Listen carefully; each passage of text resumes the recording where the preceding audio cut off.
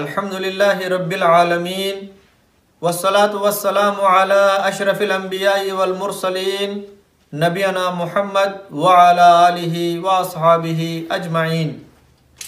అన్ని రకాల ప్రశంసలు, అన్ని రకాల పొగడ్తలు సర్వలోకాల సృష్టికర్త, పాలకుడు, పోషకుడు, అనంత కరుణామయుడు, అపార కృపాశీలుడు, అన్ని రకాల పూజలకు ఏకైక అర్హుడు, అద్వితీయుడైన అల్లాహ్ సుబ్హానహు వ తఆలాకు మాత్రమే శోభిస్తాయి. ఆ అల్లాహ్ యొక్క కారుణ్యం ప్రవక్తలందరి మీద వర్షించుగాక. ముఖ్యంగా అంతిమ ప్రవక్త, విశ్వ ప్రవక్తల నాయకుడు, కారుణ్యమూర్తి ముహమ్మద్ సల్లల్లాహు అలైహి వసల్లంపై, వారి కుటుంబీకులపై, వారి అనుచరులపై వర్షించుగాక. ఆమీన్. సోదర సోదరిమణులారా, మిమ్మల్ని అందరినీ నేను ఇస్లామీయ పద్ధతిలో ఆహ్వానిస్తున్నాను. అస్సలాము అలైకుం వరహ్మతుల్లాహి వబర్కాతుహు. ప్రవక్త ముహమ్మద్ సల్లల్లాహు అలైహి వసల్లం జీవిత చరిత్ర 5వ భాగంలో మనము ప్రవేశించాము.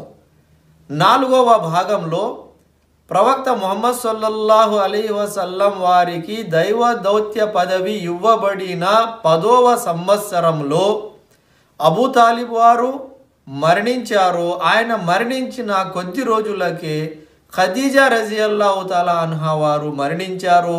వారిద్దరి మరణానంతరం ప్రవక్త వారు చాలా బాధపడ్డారు. మక్కా వాసులు కూడా ప్రవక్త వారిని చాలా ఇబ్బంది పెట్టారు. కాబట్టి ఆ సంవత్సరాన్ని ఆముల్ హుజున్ యాని శోక సంవత్సరం అని పేరు పెట్టడం జరిగింది. అన్నంత వరకు మనం విని ఉన్నాము కదండి. ఇక ఆ తరువాత జరిగిన విషయాలు ఇన్షాల్లా ఇప్పుడు మనము తెలుసుకోబోతున్నాం. ప్రవక్త ముహమ్మద్ సల్లల్లాహు అలైహి వసల్లం వారి పినతండ్రి అబూ తాలిబ్ వారు మరణించిన తర్వాత ఇక మక్కా వారికి అడ్డు లేకుండా పోయింది. ఒకప్పుడు ప్రవక్త వారి మీద చెయ్యి చేసుకోవాలంటే అబూ తాలిబ్ వారు అడ్డుగా ఉండేవారు. కానీ ఇప్పుడు ఆయన మరణించారు కాబట్టి ఇక ప్రవక్త వారి మీద ప్రజలందరూ కూడా చిన్న పెద్ద అనే తేడా లేకుండా అందరూ ప్రవక్త వారి మీద హింసించడం, ఇబ్బంది పెట్టడం ప్రారంభించేశారు. ఒక వ్యక్తి అయితే ప్రవక్త సల్లల్లాహు అలైహి వసల్లం వారు వీధి గుండా వెళుతూ ఉంటే ప్రవక్త వారి ముందర వచ్చి నిలబడి ప్రవక్త వారి తల మీద మట్టి వేసేశాడు. ప్రవక్త వారు ఒక్క మాట కూడా ఏమీ అనకుండా ఇంటికి వెళ్ళిపోయారు. ఇంటికి వెళ్ళినప్పుడు కుటుంబ సభ్యులు, ముఖ్యంగా వారి చిన్న కుమార్తె ఫాతిమా రజియల్లాహు తాలా అన్హా వారు ప్రవక్త సల్లల్లాహు అలైహి వసల్లం వారి తల మీద నుండి మట్టి దులుపుతూ కన్నీరు కారుస్తూ ఏడుస్తూ ఉన్నారు. నాన్నగారండి, మీకు ఇన్ని ఇబ్బందులు ఏమిటండి అని ఏడుస్తూ ఉంటే ప్రవక్త సల్లల్లాహు అలైహి వసల్లం వారు కుమార్తెకు సముదాయిస్తూ, అల్లాహ్ సుబ్హానహు వ తఆలా మీ నాన్నకు తోడుగా ఉన్నాడు బిడ్డ, కంగారు పడకు అని చెప్పారు. అయితే ప్రవక్త వారి మీద ప్రతి ఒక్కడు చేయి చేసుకోవడం ప్రారంభించాడు అని ఇక్కడ చెప్పబడుతున్నది. ఆ తర్వాత ప్రవక్త సల్లల్లాహు అలైహి వసల్లం వారు మక్కా పరిసరాలలో ఉన్న వారికి కూడా దైవ వాక్యాలు వినిపిద్దామని మక్కా నుండి ఇంచుమించు 130 కిలోమీటర్ల దూరంలో ఒక పట్టణము ఉంది. ఆ పట్టణము పేరు తాయిఫ్. ఆ తాయిఫ్ పట్టణానికి ప్రవక్త వారు కాలినడకన వెళ్ళారు. వెంట జైద్ బిన్ హారిస్ రజియల్లాహు అన్హు వారు బానిసను తీసుకెళ్లారు. తాయిఫ్కు వెళ్ళిన తర్వాత అక్కడ పట్టణ పెద్దలు, సర్దారులు వారితో కలిసి ఒక్కొక్కరితో ప్రత్యేకంగా మాట్లాడి దైవవాక్యాలు వినిపించారు.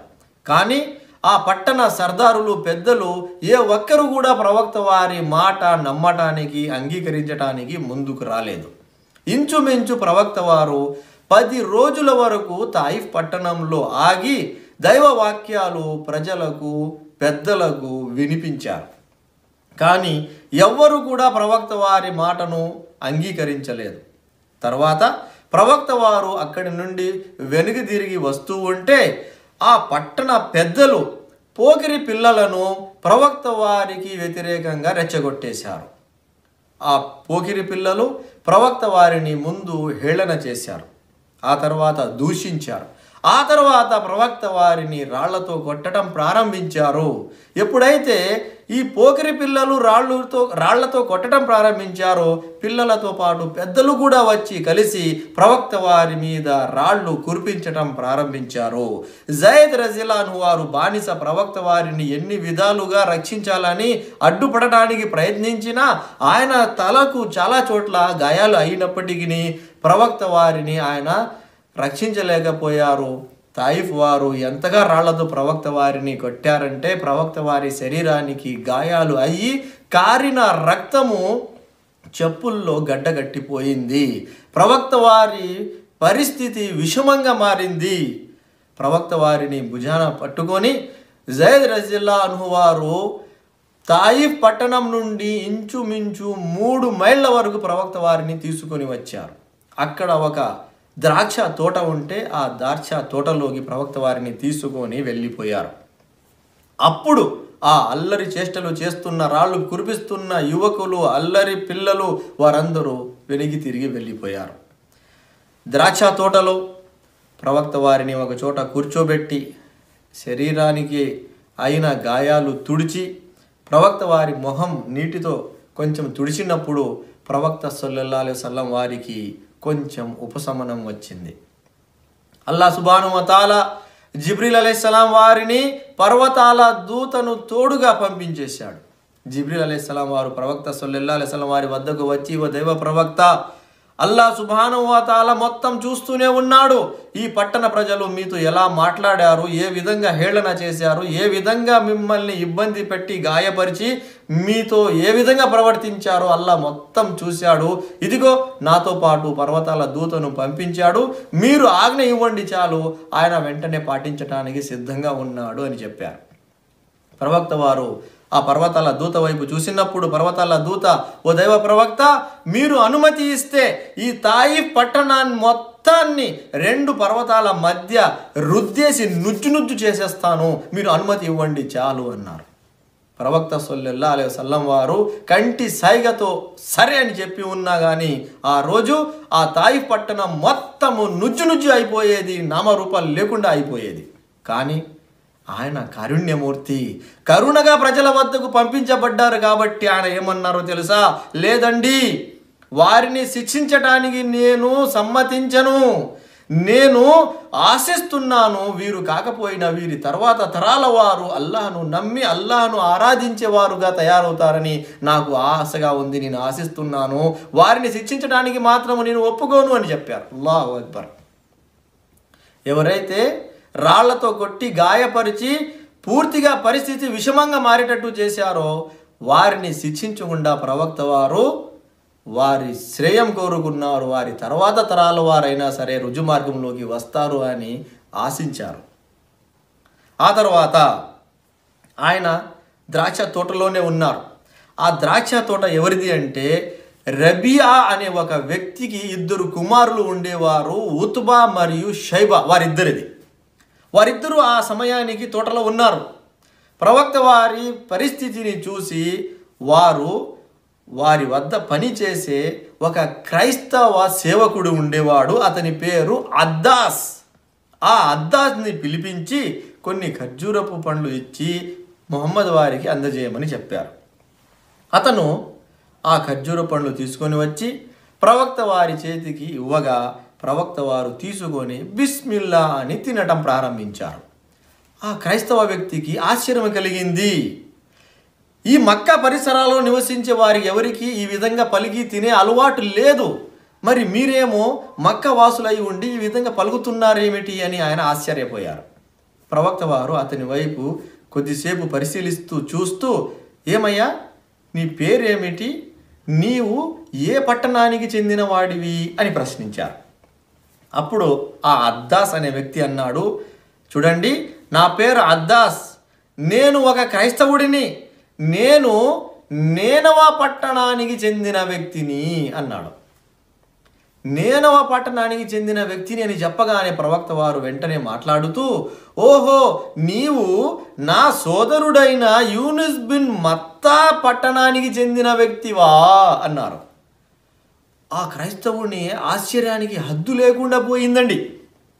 ఎందుకంటే ఆ నేనవా పట్టణంలో ఒక దైవదూత పూర్వము వచ్చి వెళ్ళాడు అన్న విషయము మక్కా వాసులకు అస్సలు తెలియదు. మరి ఈయన ఏ విధంగా తెలుసుకొని చెబుతున్నాడు ఈ మాట అని ఆయన ఆశ్చర్యపోయి, మీకు ఈ విషయం ఎలా తెలుసండి అని అడిగాడు. అప్పుడు ప్రవక్త వారు అన్నారు, నేను ప్రవక్తను, ఆయన ప్రవక్త, మనమిద్దరము ప్రవక్త కాబట్టి ఒక ప్రవక్తగా నాకు ఆయన గురించి తెలుసు అని చెప్పారు. అల్లాహు అక్బర్. ఆ మాట వినగానే ఆ అద్దాస్ అనే క్రైస్తవుడు వెంటనే ప్రవక్త వారి కాళ్ళు చేతులు చుమ్మించడం ప్రారంభించారు. ఇద్దరు యజమానులు దూరం నుంచి చూస్తూనే ఉన్నారు. ఉత్బా మరియు షైబా వారిద్దరూ చూసి, ఇదో మా సేవకుడిని అతని వద్దకు పంపిస్తే మా సేవకుడి మీద కూడా అతను మంత్రం చేసేసాడు, మా సేవకుడు కూడా అతని మాటల్లో పడిపోయాడు అని అక్కడి నుంచి దూరం నుంచి వారు మాట్లాడుకుంటున్నారు. సరే, ఆ అద్దాస్ అనే వ్యక్తి అక్కడి నుంచి యజమానుల వద్దకు వెళ్ళిపోయినప్పుడు యజమానులు కోపగించుకున్నారు. నీకు ద్రాక్ష పండ్లు ఇచ్చేసి వచ్చేవయ్యా అంటే వెళ్ళి కాళ్ళు చేతులు పట్టుకొని ముద్దు పెట్టుకుంటున్నావు ఏమిటి, చుంబిస్తున్నావు ఏమిటి అని నిలదీస్తూ ఉంటే అప్పుడు అతను అన్నాడు, నేను ఆయన నోట ఒక మాట విన్నాను, అలాంటి మాట ఒక ప్రవక్తకు తప్ప మరెవరికీ తెలియదు. అలాగే అల్లా సాక్షిగా చెబుతున్నాను, నేడు ప్రపంచంలో ఆయన కంటే గొప్ప వ్యక్తి మరొకడు ఎవడు లేడు అని ఆ క్రైస్తవ వ్యక్తి సాక్ష్యం పలికాడు. చరిత్రకారులు తెలియజేసిన విషయం ఏమిటంటే ఆ తర్వాత అతను కొద్ది రోజుల తర్వాత ఇస్లాం స్వీకరించాడు అని కూడా తెలియజేసి ఉన్నారు. అసలు విషయం అల్లాహకు తెలుసు. ప్రవక్త వారు ఆ తర్వాత అక్కడి నుంచి బయలుదేరి మక్కా వైపు వెళుతూ ఉన్నారు.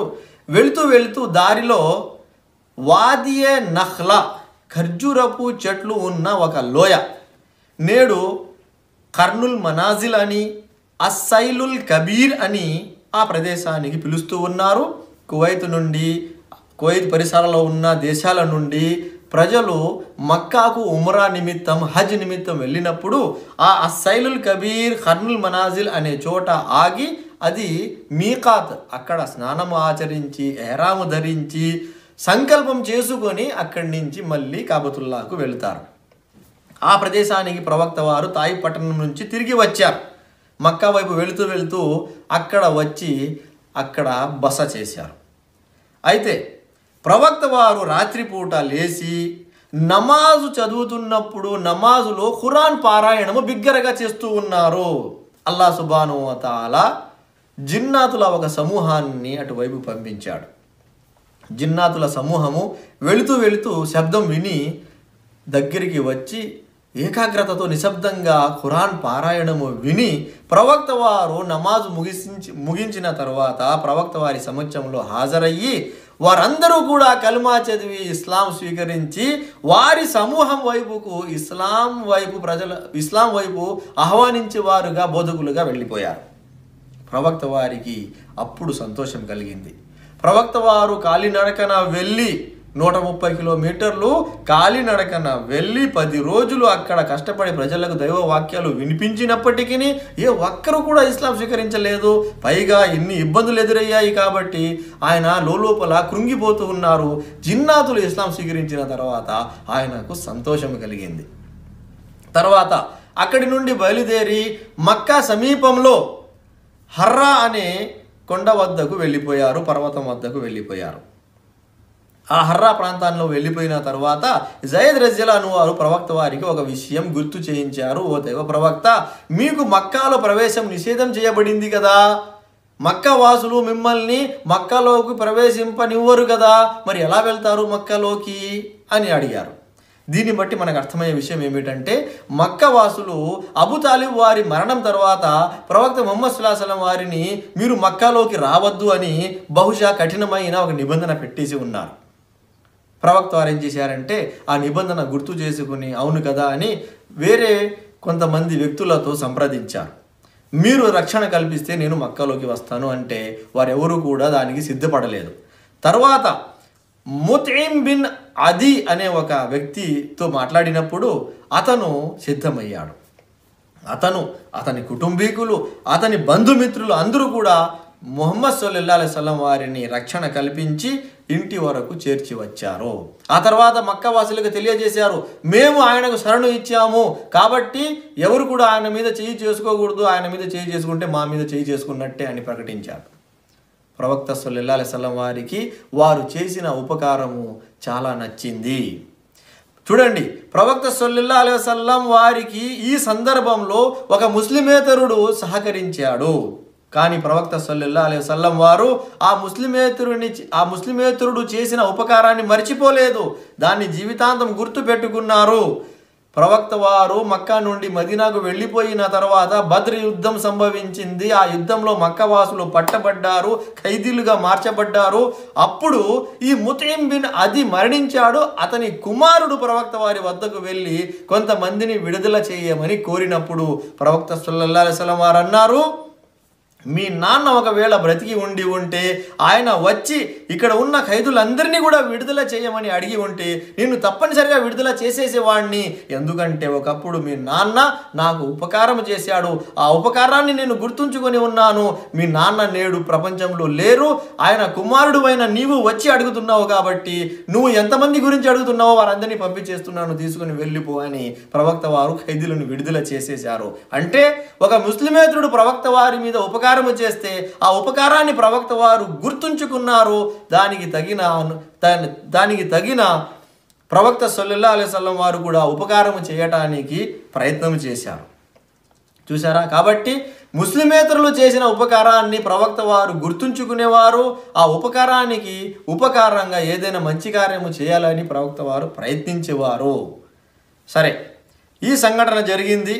ఈ సంఘటన జరిగిన తర్వాత ప్రవక్త సల్లల్లాహు అలైహి వసల్లం వారు మక్కా పరిసరాలలో ఇంకా వేరే చాలా తెగలు ఉండేవి. ఆ తెగలందరి వద్దకు వెళ్ళి దైవవాక్యాలు వినిపించారు. కానీ ఎక్కడ కూడా ఆశించిన ఫలితము దొరకట్లేదు. కాకపోతే ఊహించని రీతిలో దూరపు ప్రదేశాల నుంచి కొంతమంది వ్యక్తులు మక్కాకు వచ్చారు. ప్రవక్త వారి వద్ద దైవవాక్యాలు విని ముస్లింలు అయ్యి వారి ప్రాంతాలకు వెళ్ళి ప్రవక్త గురించి, ఇస్లాం గురించి, ఖురాన్ గురించి, అల్లాహ్ గురించి ప్రచారం చేసే ప్రచారకర్తలుగా, బోధకులుగా వెళ్ళారు. ఉదాహరణకు మనం చూసినట్లయితే ఒకసారి యస్రిబ్, నేడు మదీనా అని పిలుస్తున్నాం కదా, ఆ నగరం నుండి కొంతమంది ఔస్ తెగకు చెందిన వారు మక్కాకు వచ్చారు. కారణం ఏమిటంటే మదీనాలో ఔస్, ఖజ్రజ్ అనే 2 తెగలు ఉండేవి. ఆ 2 తెగల మధ్య యుద్ధ వాతావరణము మొదలయ్యింది. అలాంటప్పుడు ఈ ఔస్ తెగ వారు మక్కావాసుల వద్దకు వచ్చి, యుద్ధ సమయం ఉంది కాబట్టి మీరు సైనికులతో, ఆయుధాలతో మాకు కొంచెం సాయం చేయండి అని కోరటానికి వచ్చారు. ప్రవక్త వారికి తెలిసింది. ప్రవక్త వారు వెళ్ళి వారి వద్ద దైవవాక్యాలు వినిపించారు. వారేమో మేము వేరే పని మీద వచ్చాము కాబట్టి ఇప్పుడు మీ మాటలు వినే లేదా ఆలోచించే స్థితిలో లేము అని చెప్పేశారు. కానీ ఒక వ్యక్తి మాత్రము ప్రవక్త సల్లల్లాహు అలైహి వసల్లం వారి మాటలని ఒప్పుకున్నారు. ఆయన పేరు అయాస్ బిన్ మఆజ్. ఆయన ఒక్కరు మాత్రమే విశ్వసించారు అని చరిత్రకారులు తెలియజేస్తూ ఉన్నారు.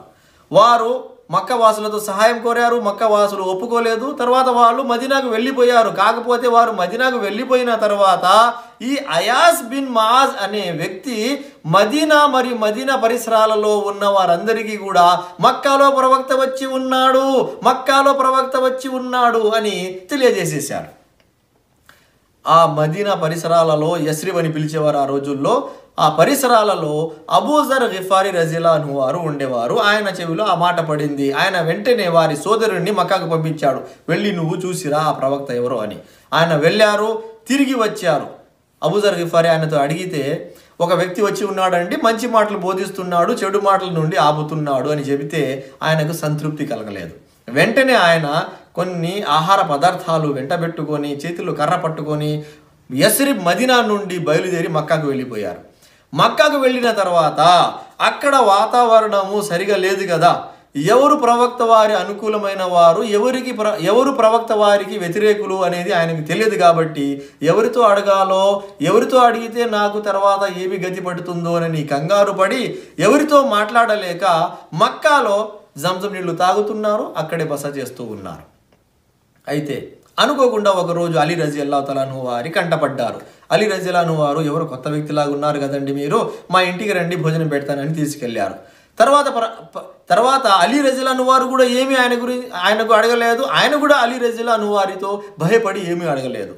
తిరిగి వచ్చేశారు.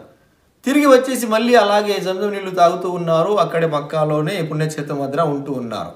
మరొక రోజు మళ్ళీ అలీ రజియల్లాహు వారు చూసుకొని మళ్ళీ భోజనం కోసం ఇంటికి తీసుకెళ్ళి, ఏమయ్యా, ఏ పని మీద మీరు వచ్చారు, మీరు వచ్చిన పని ఇంకా పూర్తి కాలేదా అని అడిగినప్పుడు అప్పుడు అబూజర్ గిఫారీ రజియల్లాహు వారు అన్నారు, చూడండి, నేను ఒక ముఖ్యమైన పని మీద వచ్చాను, మీరు రహస్యంగా ఉంచుతారు అంటే చెబుతానండి అని చెప్పారు. అప్పుడు ఆయన, సరేనండి, మీరు నా మీద నమ్మకం ఉంచవచ్చు, చెప్పండి అని చెప్పగానే వెంటనే ఆయన అన్నారు, నాకు తెలిసింది ఇక్కడ ఒక ప్రవక్త వచ్చి ఉన్నారని, ఆయనతో కలవటానికి వచ్చానండి అని చెప్పారు. అలీ రజియల్లాహు వారు అన్నారు, భలేవారండి, మీరు సరైన చోటుకి చేరుకున్నారు, నా వెంట రండి, నేను ముందు వెళుతూ ఉన్నాను, మీరు వెనుక రండి. ఎవరైనా ప్రమాదకరమైన వ్యక్తి కనిపిస్తే నేను చెప్పు సరిదిద్దుతున్నట్టు వంగిపోతాను, మీరు మాత్రం నిలబడకుండా ముందుకు సాగిపోండి, ఎందుకంటే నాతో పాటు ఎవరైనా వస్తున్నారంటే వారికి వెంటనే అనుమానం కలుగుతుంది అని చెప్పి ఆయనను వెంట పెట్టుకొని బయలుదేరారు. దారిలో ఎక్కడ ఎలాంటి ప్రమాదం సంభవించలేదు. ప్రవక్త సల్లల్లాహు అలైహి వసల్లం వారి వద్దకు తీసుకెళ్లారు. ప్రవక్త సల్లల్లాహు అలైహి వసల్లం వారు ఆయనకు దైవవాక్యాలు వినిపించగా ఆయన ఇస్లాం స్వీకరించారు. ఇస్లాం స్వీకరించిన తర్వాత ప్రవక్త వారు, మీ తెగకు మీరు వెళ్ళిపోండి, వారికి కూడా నా గురించి మరియు దైవ వాక్యాలు వినిపించండి అని చెప్పినప్పుడు ఆయన ఏమన్నారంటే, నేను వెళ్తాను, కాకపోతే మక్కా ప్రజల సమక్షంలో ప్రకటించి వెళతాను అని కాబతుల్లాలోకి వెళ్ళి, ఓ మక్కా వాసులారా వినండి, అష్హదు అల్లా ఇలాహ ఇల్లల్లాహ్ వ అష్హదు అన్న ముహమ్మదుర్ రసూలుల్లాహ్, అల్లాహ్ ఒక్కడే నిజమైన ప్రభువు, ఆయన తప్ప ఎవరు నిజమైన ప్రభువులు కాదు అని నేను సాక్ష్యమిస్తున్నాను. ముహమ్మద్ సల్లల్లాహు అలైహి వసల్లం అల్లాహ్ పంపించిన అంతిమ ప్రవక్త, నిజమైన ప్రవక్త అని నేను సాక్ష్యమిస్తున్నాను అని ప్రకటించగానే అక్కడ ఉన్న ముష్రిక్కులు, బహుదైవారాధన చేసే ప్రవక్త వారిని దేశించుకునే మక్కా వాసులు నలువైపుల నుంచి వచ్చి ఒక్కసారిగా ఆయన మీద విరుచుకుపడి కొట్టేశారు. ఎంతగా చితకబాదారంటే ఇంకా ఆయన ప్రాణం పోతుందేమోనంత స్థితికి చేరుకున్నారు. వెంటనే అబ్బాస్ రజియల్లాహు వారు వచ్చారు. వారందరినీ పక్కకు తోసి ఆయనను పట్టుకొని, ఈయన ఎవరో మీకు తెలుసా, ఈయన గఫార్ తెగకు చెందినవారు, ఆ గఫార్ తెగ ఏ ప్రదేశంలో నివసిస్తూ ఉన్నారో అక్కడ సమీపంలో నుంచే మీరు వర్తకం కోసం వెళుతూ వస్తూ ఉంటారు. ఈయనకు ఏమైనా హాని కలిగితే రేపు మీరు వ్యాపారం కోసమో వెళ్ళినప్పుడు మీ పరిస్థితి ఏమవుతుందో కొంచెం ఆలోచించారా మీరు? ఏంటి మీరు చేస్తున్న పని ఇది అని వారందరిని పక్కకు తోయగా తర్వాత అబూజర్ గిఫారీ రజియల్లాహు వారు మరుసటి రోజు కూడా అదే విధంగా ప్రకటించారు. మళ్ళీ ఆయనకు కొట్టడం జరిగింది. మళ్ళీ అబ్బాస్ రజియల్లాహు వారు వచ్చి రక్షించారు. తర్వాత ఆయన వారి తెగకు వెళ్ళిపోయి ప్రజలకు ప్రవక్త ముహమ్మద్ సల్లల్లాహు అలైహి వసల్లం వారి గురించి, అల్లాహ్ మరియు ఇస్లాం గురించి బోధించారు. చూడండి, ప్రవక్త వారు మక్కాలో ఉన్నారు, మక్కాలో ప్రయత్నం చేస్తూ ఉన్నారు, తగిన ఫలితాలు దొరకట్లేదు, కానీ దూర ప్రదేశాల నుంచి వ్యక్తులు వస్తూ ఉన్నారు. అల్హమ్దులిల్లాహ్, ఇస్లాం స్వీకరించి వెళ్ళి ప్రజలకు దైవవాక్యాలు చెరవేరుస్తూ ఉన్నారు. ఆ తర్వాత తుఫైల్ బిన్ అమర్ దోసి అనే ఒక ముఖ్యమైన వ్యక్తి వచ్చారు. ఈయన దౌస్ తెగకు చెందినవారు, దౌస్ తెగలో ఒక నాయకుడు, పైగా ఆయన ఒక కవి కూడా.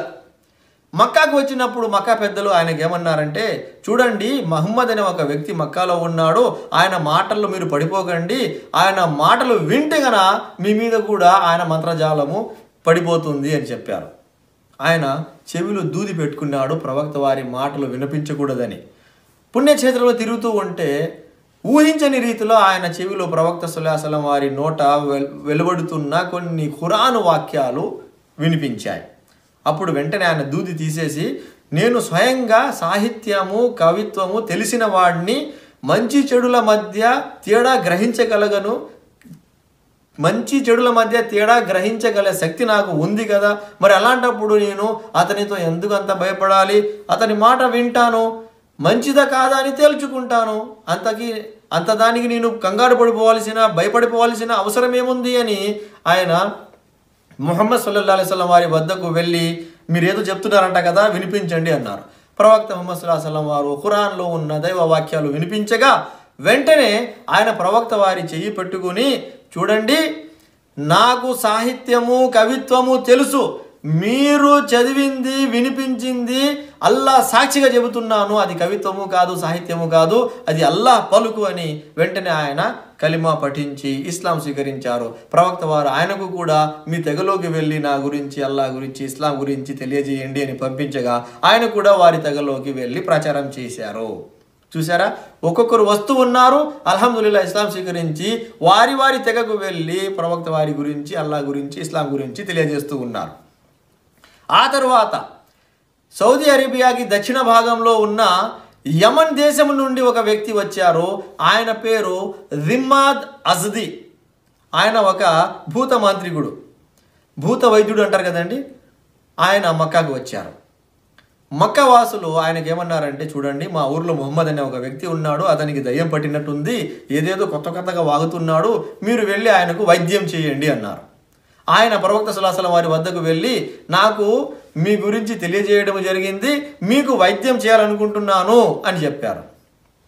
ప్రవక్త సల్లల్లాహు అలైహి వసల్లం వారు, సరే, ముందు నేను ఏమి చెప్తున్నాను అది విని ఆ తర్వాత మీరు ఏం చేయాలనుకుంటే అది చేయవచ్చు అని ఆయనను కూర్చోబెట్టి, ఇన్నల్ హమ్దలిల్లాహి నహ్మదుహు అని మనము ప్రతి శుక్రవారం గురువు గారు ఖుత్బాలో మాట్లాడతారు కదా, ఆ పలుకులు ప్రారంభించారు. ఆ పలుకులు ప్రారంభించి అష్హదు అల్లా ఇలాహ ఇల్లల్లాహు వ అష్హదు అన్న ముహమ్మదన్ అబ్దుహు వ రసూలుహు అమ్మాబాద్ అని వరకు పఠించారు. అమ్మాబాద్ అనే వరకు పఠించినప్పుడు వెంటనే ఆయన ఏమన్నారంటే, ఓ ప్రవక్త వారు ఆగండి, మరొకసారి ఆ పలుకులు వినిపించండి అన్నారు. ప్రవక్త వారు మళ్ళీ ఆ పలుకులు వినిపించారు. మరొకసారి వినిపించండి అని అడిగారు. మరొకసారి ప్రవక్త వారు వినిపించారు. అప్పుడు ఆయన వెంటనే ప్రవక్త వారి చేయి పట్టుకుని ఏమన్నారంటే, నేను కవిత్వము విన్నాను, కవిత్వం ఎలా ఉంటుందో నాకు తెలుసు, అలాగే జ్యోతిష్యుని మాటలు నేను విన్నాను, జ్యోతిష్యుని మాటలు ఎలా ఉంటాయో కూడా నాకు తెలుసు, అలాగే మంత్రాలు తంత్రాలు అవి ఎలా ఉంటాయో నేను స్వయంగా నేర్చుకుని ఉన్నాను కాబట్టి అది కూడా నాకు బాగా తెలుసు. అల్లా సాక్షిగా చెబుతున్నాను, ఇప్పుడు మీరు చెప్పిన ఈ పలుకులు ఎంత ఉత్తమమైనవి అంటే అది కవిత్వము కాదు, అది జ్యోతిష్యము కాదు, అది మంత్రము తంత్రము ఎంత మాత్రము కాదు, నిశ్చయంగా ఇది అల్లా వాక్యమే అని వెంటనే ఆయన కూడా కల్మా పఠించి ఇస్లాం స్వీకరించారు. తర్వాత ఆయన కూడా యమన్కు ప్రవక్త సల్లల్లాహు అలైహి వసల్లం వారి గురించి, ఇస్లాం గురించి వార్తలు మోసుకొని వెళ్ళిపోయారు. చూసారా? ఆ ప్రకారంగా ప్రవక్త వారేమో మక్కాలో ఉన్నారు. మక్కాలో ఆశించిన ఫలితం దొరకపోయినప్పటికీ వేరే వేరే ప్రాంతాల నుంచి ప్రజలు కాబతుల్లా పుణ్యక్షేత్రానికి వస్తూ ఉన్నారు, ప్రవక్త వారితో కలుస్తూ ఉన్నారు. ప్రవక్త వారి నోట వాక్యాలు విని ముస్లింలుగా మారి ఇస్లాం స్వీకరించి వారి వారి ప్రదేశాలకు దైవ వాక్యాలు వినిపించి బోధకులుగా తిరిగి వెళుతూ ఉన్నారు. ఇలా జరిగింది. ఆ తరువాత మక్కా వాసులు ప్రవక్త ముహమ్మద్ సల్లల్లాహు అలైహి వసల్లం వారి వద్దకు వచ్చి ఛాలెంజ్ చేయటం ప్రారంభించారు. ఏంటి ఆ ఛాలెంజ్? ప్రజలకు సాధ్యపడని ఏదైనా ఒక పెద్ద మహిమ చేసి చూపించండి అని అడిగారు. అంతకుముందు ప్రవక్త వారిని అడ్డుకోవటానికి రకరకాల పన్నాగాలు పన్నారు, కానీ ఎక్కడ కూడా వారికి ఫలితం దొరకలేదు. వారి ప్రతి ప్రయత్నము విఫలమయ్యింది. ఇక ఈ విధంగా వారు మాట్లాడడం ప్రారంభించారు. మీరు ఏదైనా పెద్ద మహిమ మాకు చూపించండి, ప్రజలకు సాధ్యపడాన్ని అలాంటి ఒక మహిమ మాకు చూపించండి, అప్పుడు మేము మీరు ప్రవక్తని నమ్ముతాము అని ఛాలెంజ్ చేస్తూ ఉన్నారు. ప్రవక్త ముహమ్మద్ సల్లల్లాహు అలైహి వసల్లం వారు అల్లాహ్ సుబ్హానహు వ తఆలాతో దువా చేయగా అల్లాహ్ సుబ్హానహు వ తఆలా జిబ్రీల్ అలైహిస్సలాం దూతను పంపించారు. జిబ్రీల్ అలైహిస్సలాం దూత ప్రవక్త వారి వద్దకు వచ్చి, ఓ దైవ ప్రవక్త, ఈరోజు రాత్రి అల్లాహ్ సుబ్హానహు వ తఆలా ఒక పెద్ద మహిమ చూపిస్తాడు, ప్రజలకు సాధ్యపడని మహిమ అది అని చెప్పారు. ముహమ్మద్ సల్లల్లాహు అలైహి వసల్లం వారు ఆ మాట మక్కావాసులందరికీ తెలియజేశారు. రాత్రి అయ్యింది. ప్రజలందరూ చూస్తూ ఉండగా ఆకాశం మీద కనబడుతున్న చంద్రుడు 2 ముక్కలయ్యాడు. 2 ముక్కలయ్యి ఒక ముక్క ఒకవైపుకి, మరో ముక్క మరోవైపుకి దొర్లిపోయింది. ప్రజలు మక్కవాసులు కళ్ళు తుడుచుకొని మరీ చూశారు. చంద్రుడు 2 ముక్కలయ్యాడు. హరా పర్వతం మధ్యలో కనిపిస్తూ ఉంది. చంద్రుడు ఒక ముక్క అటువైపు, చంద్రుడు మరొక ముక్క ఇటువైపు దొర్లిపోవటాన్ని వారు కళ్ళారా చూశారు. అంత పెద్ద మహిమ చూసిన తర్వాత కూడా వారు ప్రవక్త ముహమ్మద్ సల్లల్లాహు అలైహి వసల్లం వారు నిజమైన ప్రవక్త అని నమ్మటానికి బదులు, ఓ ముహమ్మద్, మా మక్క వాసుల కళ్ళ మీద నువ్వు ఏదో కనుకట్టు చేసేసావు, అందుకే మాకు అలా కనిపించింది, లేదంటే చంద్రుడు 2 ముక్కలైపోవటం ఏమిటి, ఇది జరిగే పనేనా అని మాట్లాడడం ప్రారంభించారు. అయితే అక్కడ కొంతమంది బుద్ధిమంతులు ఏమన్నారంటే, చూడండి, ముహమ్మద్ మక్క వాసుల మీద కనికట్టు చేసి ఉండవచ్చు, కానీ వేరే ప్రపంచంలో వేరే ప్రాంతాలలో ఉన్న వారి మీద కనికట్టు చేయలేడు కదా, పూర్తి ప్రపంచాన్ని కనికట్టు చేయలేడు కదా. కాబట్టి ఈ మక్కాకు కాబా పుణ్యక్షేత్రం ఉంది కదా, వేరే వేరే ప్రాంతాల నుంచి ప్రజలు వస్తూ ఉంటారు కదా, వారితో అడిగి తెలుసుకుందాం అని వారు చెప్పారు. తర్వాత కొద్ది రోజులకు వేరే వేరే ప్రాంతాల నుంచి కాబ పుణ్యక్షేత్రం వద్దకు ప్రజలు వచ్చినప్పుడు ఈ మక్కా వాసులు వెళ్ళి వారితో అడిగారు, ఏమండి ఫలానా రాత్రి మీరు ఆకాశంలో ఏదైనా అద్భుతం చూశారా అంటే వారందరూ కూడా అవునండి మేము చూసాము, చంద్రుడు 2 ముక్కలు అయ్యాడు, అది మేము కళ్ళారా చూసాము అని చెప్పారు. వేరే ప్రాంతాల నుంచి వచ్చిన వారు వచ్చి సాక్ష్యము చెప్పినా కానీ మక్కా వాసులు నమ్మలేదు, మొండి వైఖరిని అవలంబించారు. ఇక్కడ మీరు అనుమానపడవచ్చేమో, ఆ చంద్రుడు 2 ముక్కలు అయిపోవటము ఇది సంభవించే పనేనా, ఇది ఎవరో కల్పితం చేసి ఉంటారు, కల్పిత విషయాలు కావచ్చు అని మీరు అనుమానపడతారేమో. లేదు, ఇది సత్యం. నేను ఎలా చెప్పగలుగుతున్నాను అంటే ఖురాను గ్రంథం సూరా కమర్ 54వ అధ్యాయం 1వ వాక్యంలో అల్లాహ్ సుబ్హానహు వ తఆలా ఈ సంఘటన సంభవించి ఉంది అని ప్రకటించి ఉన్నాడు. దీన్ని బట్టి అల్లాహ్ సుబ్హానహు వ తఆలా స్వయంగా ఆ విషయాన్ని ధృవీకరించి ఉన్నాడు కాబట్టి ఇది సత్యం, ఇందులో ఎలాంటి అనుమానము లేదు. ఇవి ప్రవక్త ముహమ్మద్ సల్లల్లాహు అలైహి వసల్లం వారు ప్రజలకు బోధించిన అలాగే చూపించిన మహిమలు విషయాలు, ఆ తర్వాత జరిగిన విషయాలు ఇన్షాల్లాహ్ వచ్చే ప్రసంగంలో మనం తెలుసుకుందాం.